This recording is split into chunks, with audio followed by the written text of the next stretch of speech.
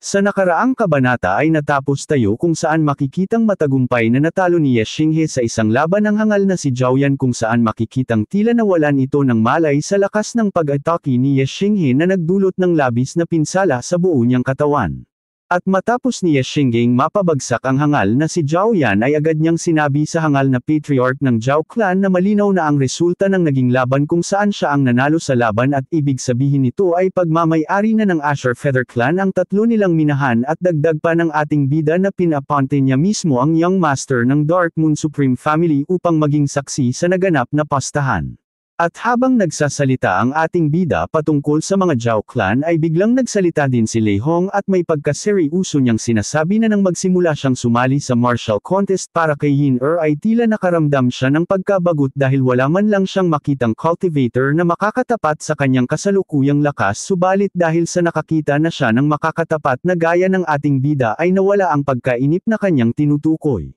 At agad din itong nagtungo sa ibabaw ng arena upang makipaglaban sa ating bida, kung saan ang mabilis na pagsulpot ni Lei Hong sa ibabaw ng arena ay nagdulot ng bahagyang pagsabog sa ni Alice na di rin biro ang tinataglay nitong lakas. At pagkasampa nito sa ibabaw ng arena ay agad niyang tiningnan ng may pagkaseryoso si Ye Xinghe, sabay sabing susubukan niya kung kwalipikado siyang makita ang tunay nitong lakas gaya ng sinabi nito kanina sa hangal na miyembro ng Zhao clan. Dagdag pa niya na sana ay ibigay ni Ye Xinghe sa kanya ang minimithi niyang laban. Subalit di naman ito agad-agad tinugunan ni Ye Xinghe na makikitang nakatayo lamang sa isang gilid ng arena habang nakatingin sa kanya si Lei Hong na nasa sabik ng makatikim ng hirap. Habang ang mga cultivator naman sa ibaba ay makikitang kanina pa din nasa sabik dahil sa batid nilang magiging matindi ang pagpapalitan ng atake ng dalawa sa oras na magsimula na silang maglaban. At bumalik ang eksena kay Lei Hong ng Thunder Family, kung saan patuloy lamang itong nakikiramdam sa kung pagbibigyan ba siya ng ating bidang masubukan ang lakas nito sa laban. Habang si Ye Xinghe naman ay tahimik pa ding nakatingin sa humahamon sa kanya ng may pagkakalmado lamang at tila walang nararamdamang kahit katiting nakaba sa Young Master ng Thunder Family si ni Alice na handa niya itong labanan hangga't gusto nito. Na agad namang naintindihan ni Lei Hong ang ibig sabihin ng mga tingin ni Ye Xinghe, kaya makikitang nag-umpisa na din itong lumakad papalapit sa kinatatayuan ni Ye Xinghe upang magsimulang makipaglaban. Habang bahagyang naglalabas ng malakas na aura sa anyo ng isang kidlat kasabay ng bahagya niyang pagpapakita ng unang layer ng kanyang anyo bilang isang dragon martial arts user. At makikita sa mukha nito ang labis na pagkasabik sa laban dahil agad na din itong naghanda habang nalapit kay Ye Xinghe nang may kumpiyansang magagawa niyang mapalabas ang itinatagong mga alas ng ating bida sa pakikipaglaban. Habang makikita naman sa ibaba ang ilang mga cultivator na nakakaramdam sa kung gaano kalakas ang ilinalabas ni Lei Hong na aura sa anyo ng isang kidlat. At kitang-kita nga sa ibaba ang dahan-daang paglapit ni Lei Hong kay Ye Xinghe na wala pa ding ginagawang aksyon, at makikitang nakatayo pa din itong nag-iintay sa paglapit ng Young Master ng Thunder Family sa kanya. At makalipas lamang ang ilang sandali nang makalapit na si Lei Hong malapit kay Ye Xinghe ay agad na sinabi ng ating bida ditong bago pa sila magsimula ng laban ay may nais muna siyang linawin sa hangal. Na ipinagtaka naman ni Lei Hong dahil isa din ito sa mga cultivator na naguluhan sa kung anong ibig sabihin ni Ye Xinghe sa kanyang mga sinambit. At nagpatuloy na din sa pagsasalita si Ye Xinghe, kung saan agad niyang ipinaliwanag kay Lei Hong na wala siyang planong makipaglaban para lamang kay Lin Yi, subalit kung gusto nito ng magandang laban ay pagbibigyan naman niya ito kahit na anong oras. At dagdag pa ng ating bidang di siya sumali sa martial contest para lamang pakasalan si Lin Yi ng Lin family para lamang maging malinaw ang lahat kay Lei Hong. At ang lahat ng mga pinagsasabi nito ay ikinagulat naman ng lahat ng mga nakarinig na manunood, kung saan maging si Patriarch Ye Jun ay nabigla din sa kanyang narinig gaya ng ibang cultivator na inaakalang ginagawa ni Ye Xinghe ang lahat para lamang kay Lin Yi ng Lin family. Habang makikita namang labis na nagulantang ang nahihibang na si Lin Yi sa kanyang mga narinig dahil sa kanyang pag-aakala na nagpunta dito si Ye Xinghe para lamang sa kanyang kagandahan, subalit tila nagkamali pala siya ng iniisip sa pagsali nito.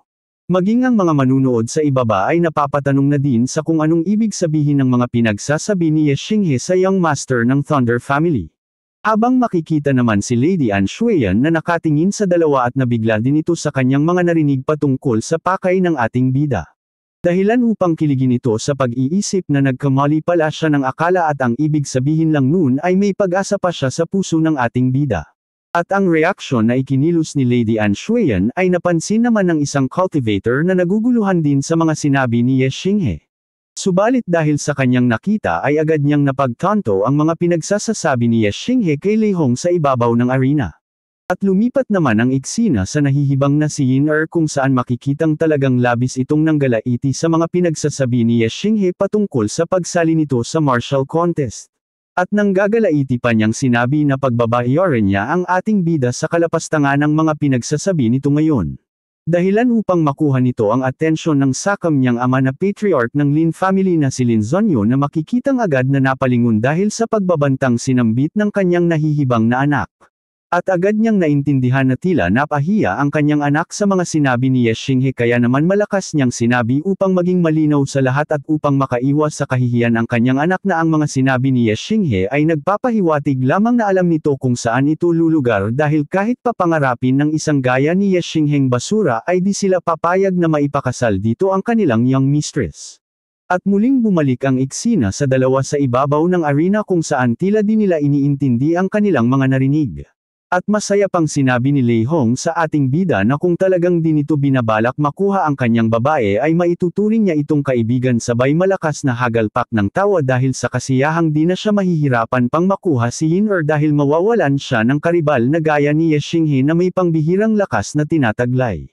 At matapos niyang masabi ang kanyang tugon sa ating bida ay agad niyang sinabi kay Ye Xinghe na magsimula na sila sa laban dahil matagal-tagal na din nang huli siyang makakita ng karapat-dapat na makalaban. At matapos noon ay agad na ding naghanda sa pakikipaglaban si Lei Hong dahil sa kasabikang makaranas ng masayang laban habang sinasabi kay Ye Xinghe na maghanda na din ito dahil agad na din siyang magsisimula.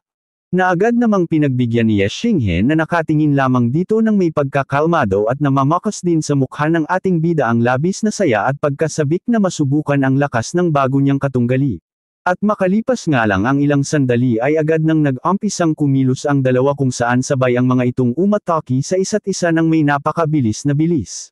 Kung saan makikitang malapit na ding magtama ang pag-atake ng dalawa sa isa't isa habang namamakas sa mukha nila ang labis na saya dahil ngayon ay nakakita na silang pariho ng kanilang makakatapat sa lakas na tinataglay. At agad na din nagtama ang pag-atake ng dalawa sa isa't isa kung saan nagdulot ito ng napakalakas na pagsabog dala ang malakas na pressure dahil sa impact ng dalawang malakas na pag-ataking nagtama. At matapos ng paghupo ng malakas na pressure ng dalawang atake ay makikitang matagumpay na nasabayan ng ating bida ang ataking pinakawalan ni Lei Hong sa kanya senialis na pantay lamang sila ng lakas na ilinalabas sa kasalukuyan. At dahil sa nangyayaring salpukan ay napagtanto ni Lei Hong na pantay lamang sila ng lakas na lalo pa niyang ikinatuwa at ikinasabik sa laban. Kaya naman buong lakas siyang nagpakawalang muli ng isa pang pag-atake patungo sa ating bida habang namamakas sa mukha nito ang labis na kasiyahang naidudulot sa kanyang ng labanan nilang dalawa. At sa sobrang bilis ng pag-atake ni Lei Hong kay Ye Xinghe ay makikitang malapit na din itong tumama sa ating bida na makikitang tila alam nito kung saan nagmamula ang atake nito sa kanya.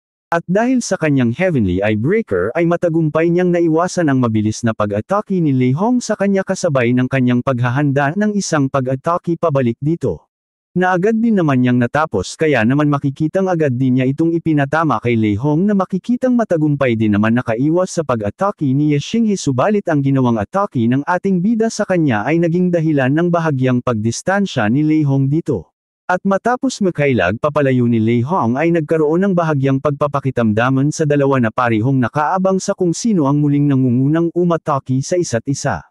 Habang sina Uncle Patriarch Yejun naman at ang ama ng ating bida ay makikitang walang masabi sa galing at lakas na ipinapakita ni Ye Xinghe sa pakikipaglaban na dahilan ng panlalaki ng kanilang mga mata dahil di nila inaakalang ganito pala kalakas si Ye Xinghe. At dahil sa lubos na pagtataka at pagkamanghan nila kay Ye Xinghe ay napatanong si Patriarch Yejun sa kung papaano nagagawang makasabay ni Ye Xinghe sa isang malakas na cultivator na gaya ni Lei Hong. At habang naglalaban ang dalawa ay may pagtatakang sinabi ni Uncle Patriarch na papaanong nagagawa ng isang star martial arts user na gaya ni Ye Xinghe ang mga ganitong bagay. Kung saan nagagawa nitong masabayan ang lahat ng pag-atake ng isang dragon martial arts user na may ganitong antas ng level kahit na isa lamang itong hamak na star martial arts user. At ipinaliwanag ni Uncle Patriarch na ang isang Dragon Martial Arts user na may antas ng 7th Heavenly Layer Realm ay nagagawang maging mas malakas sa oras na ilabas na nito ang kanilang Dragon Form na halos makakapantay na sa isang 9th Heavenly Realm na Cultivator kaya't nagtataka siya sa kung papaano pa ito nagagawang masabayan ni Ye Xinghe sa laban. Habang makikita namang talagang anumang bilis na ipinapakita ni Lei Hong ay patuloy lamang itong nasasabayan ni Ye Xinghe dahil sa kanyang teknik na Heavenly Eye Breaker o Starred Sight ng ating bida. At habang nasa mainit na pakikipagsabayan ang ating bida ay iniisip nitong talagang di maitatanging mas malakas pa sa kanya si Lei Hong at kung di lamang dahil sa tulong ng kanyang Heavenly Eye Breaker ay kanina pa siya natalo nito dahil kanina pa niya nailabas ang buo niyang lakas sa pakikipaglaban para lamang makasabay sa ipinapakitang lakas nito. Habang makikita namang tila nakakaramdam din ng kunting pagkabahala si Lei Hong dahil sa nagagawa ni Ye Xingheng makita ang lahat ng kanyang mga pag-atake at mabilis lamang ito nitong naiiwasan ng walang kahirap-hirap anumang taktika ang kanyang gawin at iniisip din itong talagang napakalakas ng ating bida bilang isang Star Martial Arts user na naiiba sa ibang Star Martial Artist. Habang makikita sa likuran ng dalawang naglalaban ang mga cultivator na matyagang nanunood ng mainit na labanan kung saan di na nila makita kung sino ang nakalalamang sa dalawa.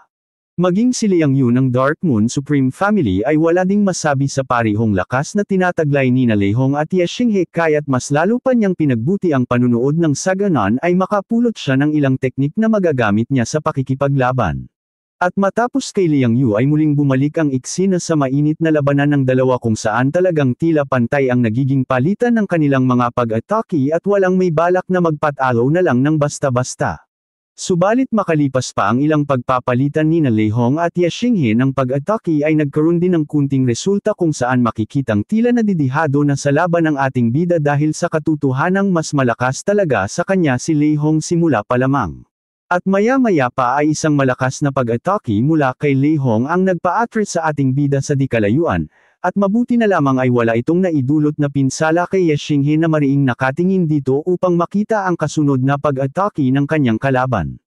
At matapos niyang makapagbawi ng balanse ay agad din siyang naghanda ng kanyang pinalakas na Star Flame Blade kung saan mabilis naman niya itong naihanda upang ibato kay Lei Hong ng Thunder Family.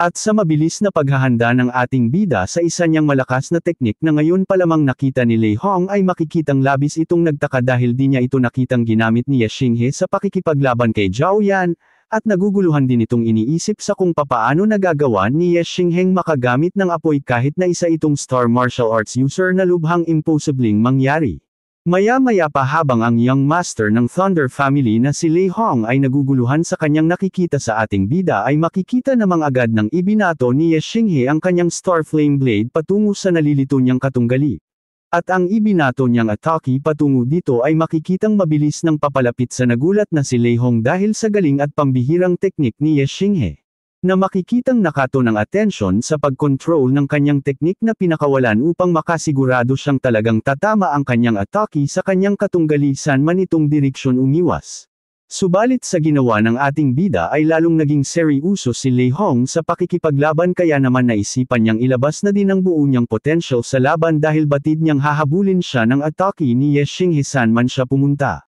Kaya't agad din niyang ginamit ang parihong teknik na ginamit sa kanya ng dati niyang mentor na si Chu Xian at kapariho din ito ng ginamit sa kanya ni Xia Yuning noong maglaban sila dahil ang Dragon Aura Explosion Technique ay isa sa mga malalakas nilang alas na itinatago ng isang Dragon Martial Arts user. Kung saan dahil sa lakas ng Dragon Aura Explosion Technique ni Lei Hong ay matagumpay niyang nadepensahan ang pinakawalang Star Flame Blade ng ating bida patungo sa kanya.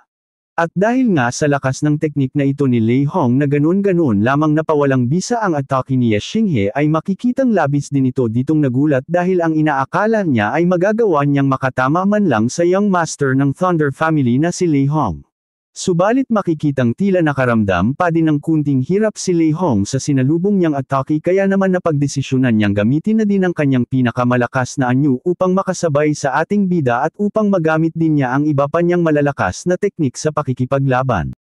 At makalipas lamang ang ilang pag-iisip ay agad na din siyang nagsigawa ng ritual upang agad na may handa sa pagbabagong anyo ang kanyang katawan at upang agad din niyang mailabas ang pinakamalakas niyang anyo bilang isang Dragon Martial Arts user. At makalipas nga lang ng ilang sandali sa kanyang ginagawa ay makikitang otay-otay na ding nagbago ang kanyang anyo mula sa kanyang noon at tinubuan ng maliliit na sungay. Kasunod ng lalo pang pagkapal ng kaliskis sa kanyang buong katawan kasabay ng paglaki ng kanyang mga muscle. Habang makikita ang ating bidang mariin lamang na iniintay ang magiging resulta ng pagbabagang anyo nito. At makalipas pa ang ilang sandali ay matagumpay nang nailabas ni Lehong ang kanyang pinakamalakas na anyo kung saan kitang-kita ang pagbabago ng lakas ng ilinalabas niyang aura sa anyo ng isang kidlat habang nakatingin ng may pagkatuwa sa ating bida dahil di niya lubos akalaing mapipilitan pa siyang ilabas ang anyo niyang ito biglang isang dragon martial arts user para lamang matapatan si Ye Xinghe. Habang tila iba naman ang naging reaksyon ng ating bida na nakaramdam ng kunting pagkabahala at sa isip-isip niya ay mukhang masasagad talaga ang kanyang lakas sa laban para lamang masabayan ang ganito kalakas na dragon martial arts user. At habang nababahalang nakatingin si Ye Xinghe sa kanyang katunggaling si Lei Hong ay binigyan pa siya nito ng isang animoy malamig na titig senialis na muli na silang mag-uumpisa sa laban.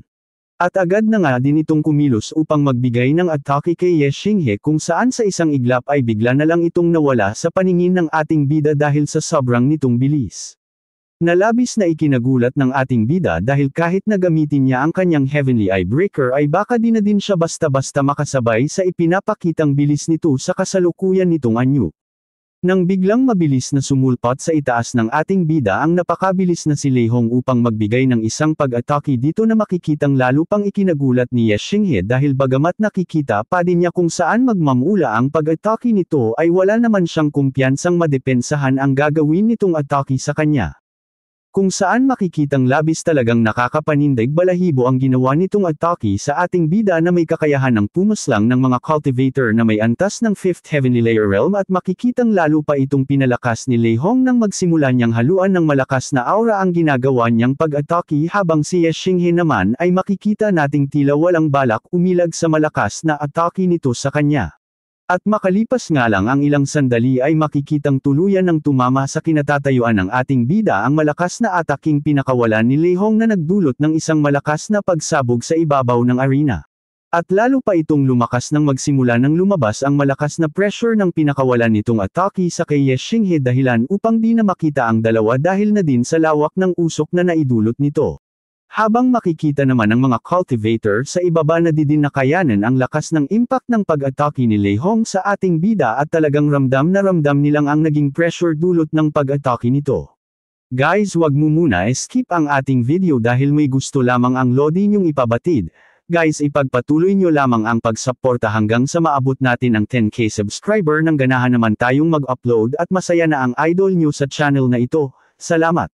Abangan sa susunod nating video ang mga kaganapan kung saan makikita nating matagumpay na nadepensahan ng ating bida ang malakas na pinakawalang pag-atake ni Lehong patungo sa kanya. Kung saan makikita natin sa alaala ni Lehong ang ginawa ni Ye Xinghe at kung anong teknik ang ginamit nito para makadepensa lamang. Sa pagpapatuloy din ng kwento ay marami pang makakalaban ng ating bida at isa na dyan ang nahihibang na si Yin-Er ng Lin family dahil pipilitin nitong labanan siya ng ating bida ng patayan. Kaya't kung gusto mong magpatuloy sa ating kwento ay inaanyayahan kitang pindutin ang subscribe button pati na rin ang bell icon nang sa ganan ay mauna ka sa tuwing may bago tayong upload. Paki-like muna din ang ating video at mag-iwan ka na din ng komento sa ibaba na lalong magbibigay sa akin ng kumpiyansang lumaban, mag-upload. Thank you mga idol.